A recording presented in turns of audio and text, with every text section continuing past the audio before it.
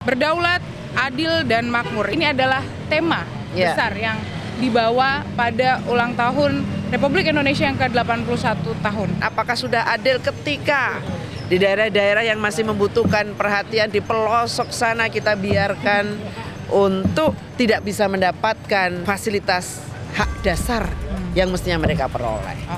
Kesehatan, pendidikan. Masih banyak anak bangsa kita ketika bersekolah harus menempuh alam medan yang tidak terlalu mudah. Tantangan-tantangan terkait dengan ekonomi apa yang seharusnya kita fokuskan nih untuk di 81 tahun Indonesia tidak terulang kembali. BPS bisa menyajikan data yang benar, yang valid. Jangan memberikan data yang saya selalu mengatakan, jangan karena datanya ingin ABS asal Bapak senang. Wakil Ketua Komisi 10 melihatnya 20% dana pendidikan dengan kemarin banyaknya tantangan. Artinya ini belum optimal loh 20% ini. Ada keputusan dari Mahkamah Konstitusi yang kemudian menyampaikan salah satu program yang namanya MBG tidak boleh mengambil anggaran dari anggaran pendidikan. Mengapa harus tidak mengambil anggaran pendidikan? Karena sesungguhnya anggaran pendidikan ini masih banyak dibutuhkan untuk betul-betul yang berada di sektor pendidikan. Sentuhan dengan masyarakat yang mungkin ini anggarannya bisa untuk dioptimalkan. Yatim piatu yang belum sepenuhnya mendapat pelukan dari negara. Kemudian lansia yang hidupnya belum bahagia. Rumah masih numpang, harus merawat anak-anaknya. Fakta di lapangan itu masih ada.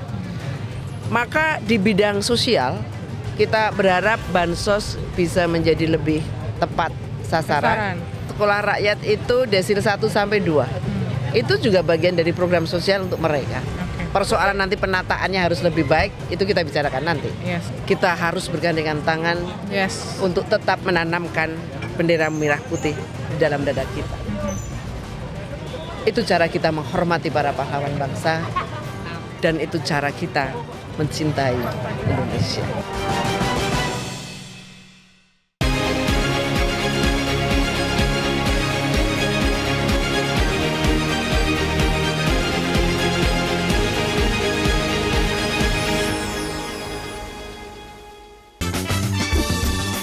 Hai, kamu lagi di Sudut Dengar Parlemen. Hai, kamu sedang menyaksikan dan mendengarkan Sudut Dengar Parlemen yang spesial, ya kan? Ini spesial karena Nadia menghadirkan suasana dari Yogyakarta. Tahu kan di belakang Nadia itu sebenarnya ada Tugu Jogja, dan di sini adalah deretan-deretan dari angkringan. Yang sekarang Nadia tempatin adalah angkringan Kopi Jos Pak Warso. Nadia nggak sendiri karena sudah ada Wakil Ketua Komisi 10 DPR RI yang juga memiliki dapil di Yogyakarta, Ibu Mai Esti.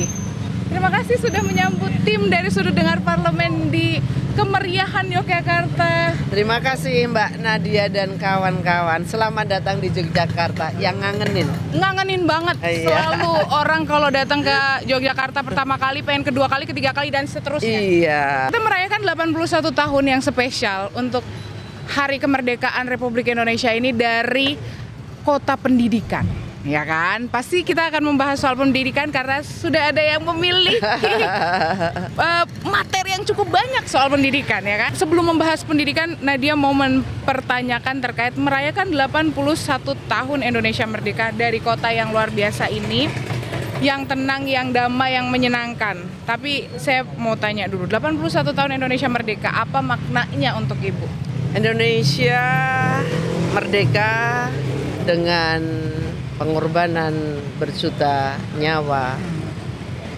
darah, keringat, dan air mata. Sudah 81 tahun ketika proklamator kita Bung Karno dan Bung Hatta memproklamasikan untuk Indonesia merdeka. Usia yang tidak lagi mudah.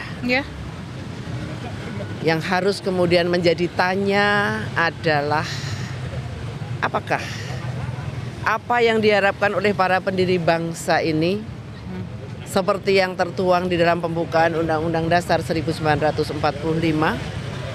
sudah tercapai untuk mencapai Indonesia yang adil, makmur, dan sejahtera, untuk mencapai Indonesia yang harusnya mampu menjadi jembatan emas di dalam rangka memajukan kesejahteraan umum, mencerdaskan kehidupan bangsa, ikut melaksanakan ketertiban dunia, melindungi segenap bangsa dan tumpah darah Indonesia. Itu yang termaktub. Mempertahankan kemerdekaan itu memang PR yang cukup berat, tapi tetap harus kita jaga. Nah, tadi Ibu sudah menyinggung berdaulat, adil, dan makmur. Ini adalah tema besar yang dibawa pada ulang tahun Republik Indonesia yang ke-81 tahun. Melihatnya sejauh mana optimisme untuk mewujudkan itu, yang itu juga tertuang dalam pembukaan Undang-Undang Dasar? Kalau kita berbicara berdaulat, mestinya itu menjadi komitmen seluruh anak bangsa dan seluruh pejabat negara dan siapapun kita. Harus menciptakan Indonesia yang berdaulat. Berdaulat berarti tidak lagi terjajah. Berdaulat berarti bisa berdiri di atas kakinya sendiri. Berdaulat berarti segala keputusan yang diambil bukan karena tekanan pihak luar. Berdaulat berarti bebas untuk bisa memberikan kesejahteraan bagi seluruh masyarakat Indonesia. Dan apakah itu sudah tercapai? Itu menjadi tanya kita semua. Kita bisa melihat ada beberapa hal yang mungkin masih perlu kita pertegas kembali. Di dalam rangka kita mengatakan kita sudah berdaulat. Kita sungguh sudah merdeka untuk mengatakan kita sudah berdaulat. Maka termasuk kemudian ketika kita berbicara adil dan makmur, apakah kita sudah adil? Kalau kita bicara hukum, apakah kita sudah adil? Bahwa hukum itu semua warga negara itu sama di mata hukum. Tidak berdasarkan kastanisasi, tidak tajam ke bawah tapi tumpul ke atas. Itu adil secara hukum. Apakah adil yang sudah kita lakukan? Apakah sudah adil ketika di daerah-daerah yang masih membutuhkan perhatian di pelosok sana kita biarkan untuk tidak bisa mendapatkan fasilitas hak dasar yang mestinya mereka peroleh? Kesehatan, pendidikan. Masih banyak anak bangsa kita ketika bersekolah harus menempuh alam medan yang tidak terlalu mudah. Kalau kita ingat lagi, kita flashback lagi di 80 tahun menuju ke 81 tahun ini banyak sekali yang terjadi di Indonesia. Sumatera Barat, benar. Aceh, Sumatera Utara. Kemudian ada tekanan ekonomi yang luar biasa yang imbasnya terkena ke masyarakat dan terasa sampai saat ini. Nah, kalau Ibu melihatnya, apa yang ingin Ibu sampaikan kepada masyarakat yang saat ini berjuang juga nih dalam kondisi seperti ini? Situasi sedang tidak mudah. Kita harus akui itu. Di mana-mana masyarakat ada kegelisahan, ada kekhawatiran. Bahkan kita dapati mungkin masih ada mereka yang kesulitan untuk bisa memenuhi kehidupannya sehari-hari. Sehingga komitmen bagi seluruh pengambil kebijakan, baik dari pemerintah maupun dari legislatif, dan seluruh aspek masyarakat yang memang mempunyai kekuatan untuk bisa membangun itu, memberikan hak dasar yang mestinya diberikan kepada mereka, bisa bergandengan tangan. Bergandengan tangan artinya DPR tidak semata-mata mengatakan oh iya begitu saja, tetapi DPR tentu sebagai fungsi legislasi, sebagai legislatif juga mungkin harus mengkritisi beberapa kebijakan yang tidak tepat yang dilakukan atau yang diusulkan oleh pemerintah. Itu wajib hukumnya. Kita juga bisa melihat bagaimana bencana di berbagai tempat yang sudah terjadi belum sepenuhnya bisa pulih, meskipun ini sudah 1 tahun, setengah tahun lebih, belum pulih. Fasilitas pendidikan di berbagai daerah, saya sering mendapatkan informasi langsung dari lokasi, Salah satunya adalah misalnya di sebuah SD negeri di Aceh Utara, Bu, kami masih berada di tenda tapi tendanya sudah rusak dan masih ada 3 kelas yang akhirnya kami harus berbagi masuknya pagi dan sore. Karena 3 kelas yang runtuh belum bisa dibangun. Belum lagi semua hampir mengeluhkan pada persoalan fasilitas meja, kursi, lalu juga buku-buku, alat-alat praktek yang sampai sekarang belum terselesaikan. Artinya PR kita banyak untuk mengatakan bahwa negara ini sudah hadir sepenuhnya. Tapi komitmen yang pertama harus komitmen dari lubuk hati yang paling dalam. Bahwa kita melakukan yang terbaik bagi seluruh, ya negara harus melakukan yang terbaik untuk masyarakat, bangsa dan negara. Oke. Berarti ini adalah momen yang terbaik untuk kita bisa benar-benar kembali merenungkan sejauh mana sih kita memberikan kontribusi, sejauh mana kita memberikan yang terbaik untuk negara kita. Semoga akan ada kebaikan. Kita nanti akan masih membahas soal apa yang harus kita lakukan di 81 tahun nanti menjaga agar tetap berdaulat, adil dan makmur itu. Jadi jangan kemana-mana, tetap di Sudut Dengar Parlemen.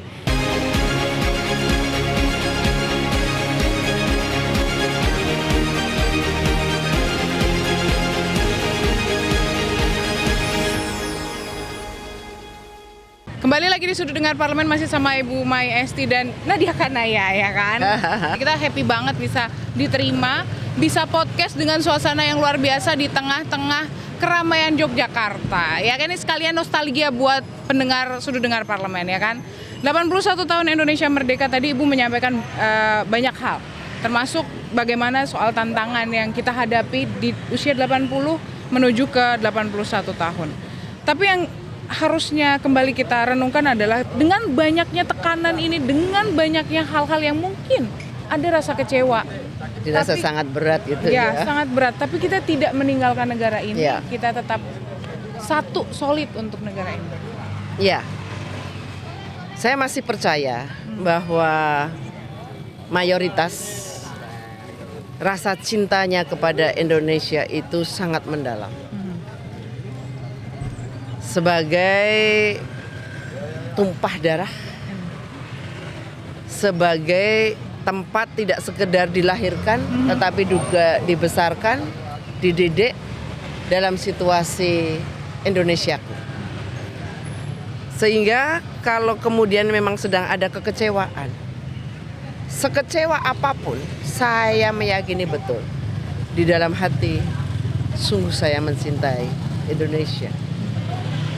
Kalau kemudian ada kekecewaan yang ada karena mungkin harapan yang harusnya bisa diberikan oleh negara belum bisa diberikan secara penuh, maka tugas kita semua berjuang. Oke.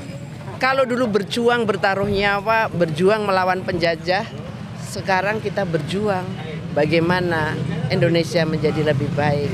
Bagaimana kita bisa mengungkapkan cinta kita kepada Indonesia, dan banyak loh anak muda kita luar biasa. Mereka berani masuk di daerah-daerah terpencil. Mereka masuk ke pelosok-pelosok. Itu bukti dia mencintai Indonesia. Yeah. Bahkan mereka yang sebenarnya secara finansial sudah tercukupi, tidak ada kekecewaan karena mereka secara ekonomi juga sudah mapan, tetapi mengorbankan dirinya untuk apa? Untuk bisa berbuat di sebuah tempat yang mungkin dirasa belum baik, yang mungkin merasa perlu sentuhan. Dan itu adalah sebuah perjuangan yang harus saya acungi jempol. Itu lebih banyak daripada mungkin yang sudah sangat putus asa lalu memilih lebih baik aku kabur saja dari Indonesia. Sebenarnya kalimat kabur dari Indonesia itu ungkapan kegelisahan, ungkapan kekecewaan. Tapi ketika kemudian ruang kita buka, oh ya, negara butuh kamu nih. Masih banyak tempat yang kau bisa hadir, mendedikasikan diri untuk Indonesia. Setuju. Kita buka seluas-luasnya, jangan ditutup. Dan jangan kemudian konsentrasi pembangunannya di tempat-tempat atau konsentrasi anak muda atau orang Indonesia hanya di tempat-tempat yang sudah makmur saja. Saya kira itu yang harus dibangunkan. Karena memang anak-anak muda ini banyak sekali sebenarnya juga memberikan kontribusi buat negara. Iya. Dari banyak juga kegiatan-kegiatan yang sebenarnya menunjukkan kalau rasa cintanya ke NKRI itu sangat luar biasa. Bahkan ungkapan marah Itu karena marahnya didasari cinta. Iya, karena cinta. Karena Karena cinta. kalau orang tidak memiliki rasa cinta dan kasih sayang pasti dia akan cuek. Luweh kalau Luweh, bahasa. luweh. Luweh. Kalau Jogja luweh. Sakarepmu, sakarep. Sakarepmu gitu. Iya. Kalau masih bisa mengungkapkan kemarahan berarti masih ada harapan. Yes. Iya. Oke, berarti itu adalah kritik karena mencintai, Mencintai ya kan? Indonesia. Kalau kita mau belajar lagi untuk 81 tahun, di 80 tahun dengan berbagai tantangan, di 81 tahun kita harus kembali bangkit untuk menjadi jauh lebih baik lagi. Ibu sebagai anggota Badan Anggaran juga, apa sih sebenarnya kita kemarin ada tekanan perekonomian, tantangan-tantangan terkait dengan ekonomi, apa yang seharusnya kita fokuskan nih untuk di 81 tahun Indonesia tidak terulang kembali? Iya. Jadi tekanan ekonomi di Indonesia ini kan juga berkaitan dengan kondisi global dunia, geopolitik, Yes. yang kemudian menyebabkan harga BBM naik, yang kemudian juga menyebabkan rupiah anjlok, yang kemudian menyebabkan indeks harga saham jatuh. Ya. Kemudian menyebabkan bagi rakyat kecil kan kadang nggak ada urusan IHSG dengan rakyat kecil, tidak bisa. Urusannya adalah kemudian ketika rupiah ambruk, harga barang-barang naik. Nah, saya kira ini adalah tantangan yang memang harus dijawab. Maka di dalam Banggar pun kan sebenarnya dibahas bagaimana ke depan. Baseline-nya sekarang pertumbuhan ekonominya sekian. Oke. Ke depan diharapkan pertumbuhan ekonominya sekian. Ada kenaikan pasti ya. Lalu dolar dipatok sekian. Walaupun setelah dipatok tiba-tiba dolarnya naik tinggi. Tentu itu juga beban. Lalu subsidi, berapa subsidi harus diberikan kepada masyarakat? Untuk subsidi apa? Subsidi listrik, subsidi BBM dan yang lain sebagainya. Kemudian juga bansos. Sebenarnya itu sudah dibahas secara detail di Banggar bahwa negara mencoba melakukan yang terbaik melalui APBN. Nah, persoalannya sekarang semuanya harus punya komitmen. Kita harus konsentrasi prioritas untuk sektor yang mana supaya persoalan yang sedang dihadapi masyarakat ini bisa selesai. Supaya harapan masyarakat supaya ekonomi juga lebih baik di masyarakat juga terwujud. Saya tentu juga berharap BPS ini kan sedang melakukan sensus ekonomi sekarang. Oh iya benar. Supaya kita ini di dalam penganggaran itu tepat program, tepat kegiatan, tepat alokasi anggarannya, maka harus BPS bisa menyajikan data yang benar, yang valid. Jangan memberikan data yang saya selalu mengatakan, jangan karena datanya ingin ABS asal Bapak senang. Tapi sungguh-sungguh data yang memang menggambarkan kondisi masyarakat yang sesungguhnya. Sehingga anggarannya memang bisa tepat sasaran untuk bisa diberikan kepada masyarakat dengan berbagai program dan kegiatan. Jadi tentu kita juga berbicara nih di harapannya untuk anggaran 2027. Ya 2027 harapannya menjawab semua hal yang kemarin terjadi di tahun 2026 ini ataupun di 2025. Apakah itu?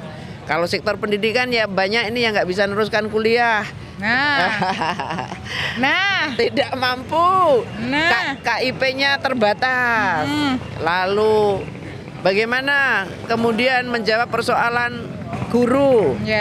Gurunya masih banyak yang tidak mendapatkan kesejahteraan yang layak, belum memadai. Kekurangan guru tapi tidak dibuka lowongan guru. Ya betul. Ya. Kemudian juga masih banyak sekolah yang rusak. Kemarin saya berkeliling yang membuat ini sudah flu agak berat kan sampai malam. Kita keliling ke rumah-rumah masyarakat. Apakah semuanya sejahtera? Kita bisa melihat ternyata masih banyak PR. Nah, saya kira itu yang juga harus mendapatkan perhatian. Ada janda, ada ODGJ yang tinggal di keluarga itu, ada lansia yang hidupnya sendirian, momong ODGJ, dan berbagai hal yang mestinya itu juga mendapat tameng supaya mereka tetap terpenuhi hak-hak dasarnya. Tidak sekedar itu, tapi juga bahagia. menghadirkan bahagia untuk seluruh rakyat Indonesia, siapapun dia. Tim Sudut Dengar Parlemen juga mengikuti kunjungan Ibu ke beberapa tempat, ya kan? Dari pagi sampai malam jadwal penuh. Tapi ada hal-hal yang akhirnya kita dapat dan itu bisa menjadi koreksi kita untuk kedepannya. Yeah. Bahwa kita hidup tidak sendiri, ada orang-orang yang juga kita harus gotong royong, bisa membuka hati, bisa jauh lebih berempati. Kita masih akan kembali lagi buat membahas 81 tahun Indonesia Merdeka ini akan seperti apa nanti di 81 tahun. Jadi jangan kemana-mana, tetap di Sudut Dengar Parlemen yang spesial dari kota Yogyakarta.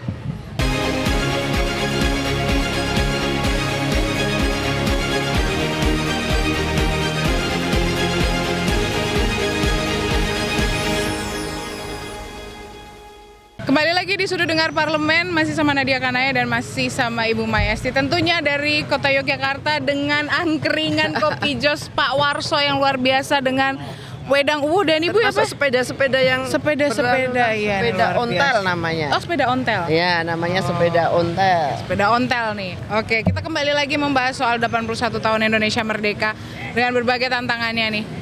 Ada anggaran 20% mandatori yang harusnya dipergunakan untuk pendidikan. Kemarin kita mengikuti kegiatan Ibu dan tadi Ibu juga sudah menyampaikan terkait beberapa hal lah tentang pendidikan ini. Wakil Ketua Komisi 10 melihatnya 20% dana pendidikan dengan kemarin banyaknya tantangan. Artinya ini belum optimal loh 20% ini. Apakah nantinya di 2027 akan Ibu suarakan kembali agar dana pendidikan ini memang benar-benar menyentuh, itu adalah hak masyarakat, hak anak-anak Indonesia harus bisa mendapatkan pendidikan yang layak. Ya, saya harus mengawali dengan mengatakan bahwa kami dilatih untuk tunduk dan taat pada konstitusi negara. Maka konsistensi kami di dalam mengawal anggaran 20% itu adalah sebuah kewajiban. Siapapun presidennya, di tangan siapapun kekuasaan. Maka ketika hari ini hari kemarin ada keputusan dari Mahkamah Konstitusi yang kemudian menyampaikan salah satu program yang namanya MBG tidak boleh mengambil anggaran dari anggaran pendidikan. Saya kira ini adalah sesuatu hal yang perlu kita syukuri bersama. Untuk tidak mengatakan MBG tidak boleh. MBG tetap ada, tetapi tidak mengambil anggaran pendidikan. Mengapa harus tidak mengambil anggaran pendidikan? Karena sesungguhnya anggaran pendidikan ini masih banyak dibutuhkan untuk betul-betul yang berada di sektor pendidikan. Kita bisa melihat ketika tadi juga kita berkeliling, bagaimana kemudian kita harus memberikan fasilitas sekolah-sekolah supaya lebih memadai. Betul. Lalu keluhan mengenai guru Yang belum P3K yang paruh waktu, yang belum ASN, harus dipakai cara supaya mereka bisa mendapatkan honor yang tidak seberapa. Lalu saya ketemu guru PAUD yang kemudian honornya dari pusat 50.000 kalau tidak salah waktu menyampaikan, lalu dari daerah 400.000. Nah, ini saya kira juga persoalan-persoalan mendasar. Ya. Belum lagi peralatan-peralatan yang sangat dibutuhkan. Kalau tadi saya bicara soal daerah bencana, mereka masih kesulitan meja kursi yang kemarin rusak semua, buku-buku yang juga belum bisa dihadirkan kembali, alat-alat praktek di SMK ataupun yang lainnya juga belum bisa hadir. Maka ya terima kasih. Meskipun itu ada pernyataan bahwa selambatnya tahun 2028, tapi tahun 2027 kami tentu berharap, saya tentu berharap bahwa tahun 2027 harus sudah ada pengurangan yang signifikan untuk anggaran tersebut.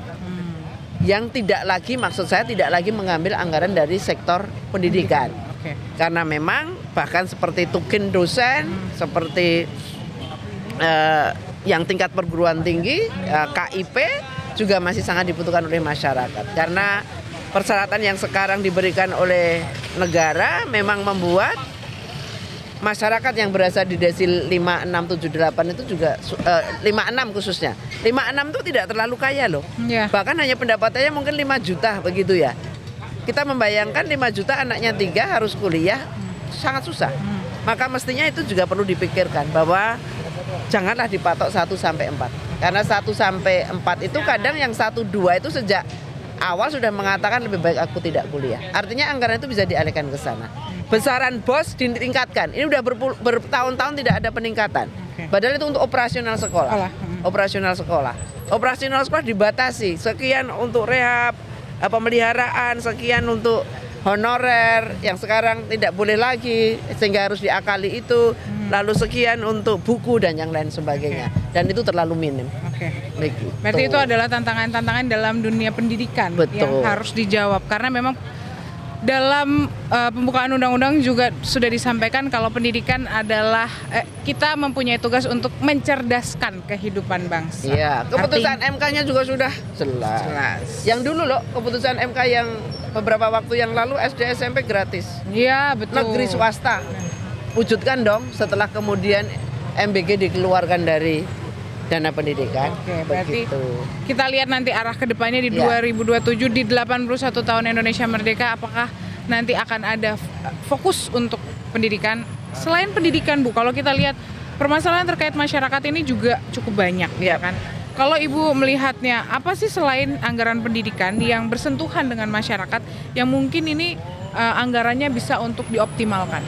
Iya, kita tentu punya harapan dengan banyak hal yang langsung bisa kita lihat di lapangan. Masih banyak mereka yang belum beruntung. Yatim piatu yang belum sepenuhnya mendapat pelukan dari negara. Kemudian lansia yang hidupnya belum bahagia. Rumah masih numpang, harus merawat anak-anaknya. Fakta di lapangan itu masih ada. Maka di bidang sosial kita berharap bansos bisa menjadi lebih tepat sasaran. Nah, saya bersyukur tadi bisa ke sekolah rakyat dan dinyatakan bahwa sekolah rakyat itu desil 1 sampai 2. Itu juga bagian dari program sosial untuk mereka. Persoalan nanti penataannya harus lebih baik, itu kita bicarakan nanti. Tetapi kita bisa melihat orang tua yang hadir. Bahkan tadi yang menangis di depan mobil tadi kan kita bisa lihat orang tua tersebut memang dari keluarga yang sungguh-sungguh tidak mampu. Anaknya yang berada di situ, harapan orang tuanya begitu besar. Begitu besar. Dan harapan besarnya adalah negara hadir untuk itu. Artinya dari sisi sosial di Jogja pun kita masih bisa lihat bagaimana anak-anak yang beberapa masih tidur di jalan. Tidur di jalan, jangan kemudian selalu dikatakan dia anak nakal. Tetapi mungkin sedang memperoleh kehidupan yang sedang tidak baik. Sehingga dia pergi dari rumah dan kemudian tidur di jalanan. Apakah kita lalu diam? Negara diam? Tidak. Yang bersentuhan dengan sosial inilah yang kemudian harus dikuatkan. Bagaimana memberikan rumah yang nyaman. Kalau kurang, ya ditambah. Petugasnya, fasilitasnya untuk bisa menampung mereka. Belum lagi kita bicara kebutuhan untuk anak-anak berkebutuhan khusus. Negara belum sepenuhnya bisa merangkul mereka.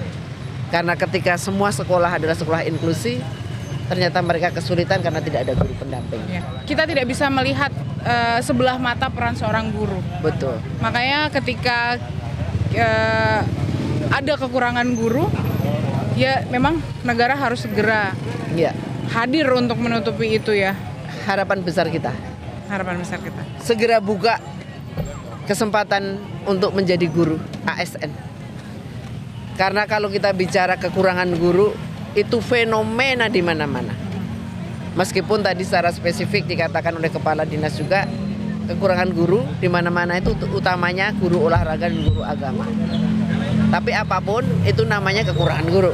Ya mari kita selesaikan persoalan ini. Dan fokus pada anggaran-anggaran yang berkenaan dengan masyarakat itu menjadi fondasi yang paling utama untuk 2027 mendatang. Untuk mengatakan bahwa Indonesia adil, makmur, sejahtera sesuai pembukaan Undang-Undang Dasar 45 yang diperjuangkan oleh para pendiri bangsa. 2 menit terakhir di sudut dengar parlemen spesial untuk 81 tahun Indonesia Merdeka.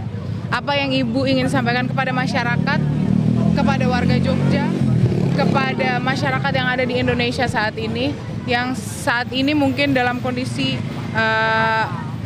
ingin menumbuhkan rasa nasionalismenya kembali? Kita semua pasti mencintai Indonesia Ya, setuju. dengan segala hal kelebihan dan kekurangannya, dengan segala situasi yang sedang kita hadapi bersama. Tetapi yakinlah, ketika kita berjuang bersama, yang menjadi pejabat juga menyadari bahwa masih banyak rakyat yang membutuhkan pertolongan, yang membuat kebijakan juga sadar bahwa ada amanat dari pembukaan Undang-Undang Dasar 45 dan amanat konstitusi negara yang harus dijalankan. Maka kita harus bergandengan tangan Yes. untuk tetap menanamkan bendera merah putih di dalam dada kita.